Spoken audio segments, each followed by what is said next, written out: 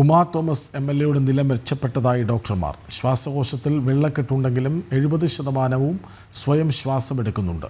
വെന്റിലേറ്ററിൽ നിന്ന് മാറ്റാൻ ഇനിയും സമയമെടുക്കും.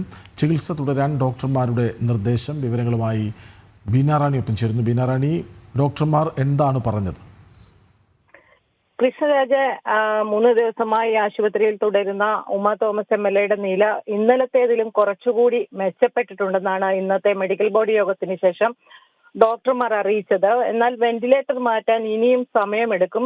ഏതാണ്ട് 70% സ്വയം ശ്വസിക്കാൻ ഉമാ തോമസിനാകുന്നുണ്ട്. എന്നാൽ ശ്വാസകോശത്തിൽ ഇപ്പോഴും വെള്ളക്കെട്ടുണ്ട്.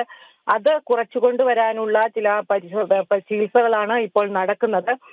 എന്തായാലും കഴിഞ്ഞ ദിവസത്തേക്കാൾ നേരിയ പുരോഗതി ഇപ്പോൾ കാണുന്നുണ്ട്. തലച്ചോറുമായി ബന്ധപ്പെട്ട കൂടുതൽ പ്രശ്നങ്ങൾ ഉണ്ടെന്ന് കരുതുന്നില്ല.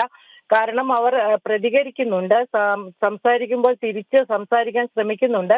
വ്യക്തമായിട്ടല്ലെങ്കിലും സംസാരിക്കാൻ ശ്രമിക്കുന്നുണ്ട് എന്ന് ഡോക്ടർമാർ പറയുന്നുണ്ട്. എന്തായാലും കോട്ടയം മെഡിക്കൽ കോളേജിലെ വിദഗ്ധ സംഘത്തിന്റെ തലവനായ ഡോക്ടർ ജയകുമാർ ഇന്ന് ഉമാ തോമസിനെ സന്ദർശിച്ചിരുന്നു.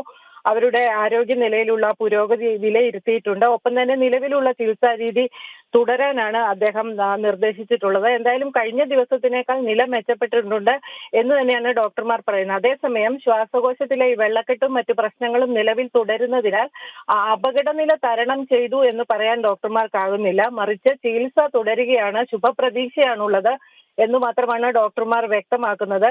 എന്തായാലും കൂടുതൽ പരിശോധനകൾ, CT സ്കാൻ, ബ്രോങ്കോസ്കോപ്പി അടക്കമുള്ള പരിശോധനകളൊന്നും നടത്തേണ്ട ആവശ്യം നിലവിലില്ല. പുരോഗതി വിലയിരുത്തുക മാത്രം, ഒപ്പം തന്നെ നിലവിലുള്ള ചികിത്സാ രീതി തുടരുക എന്നത് മാത്രമാണ് ഇപ്പോൾ ചെയ്യുന്നത്.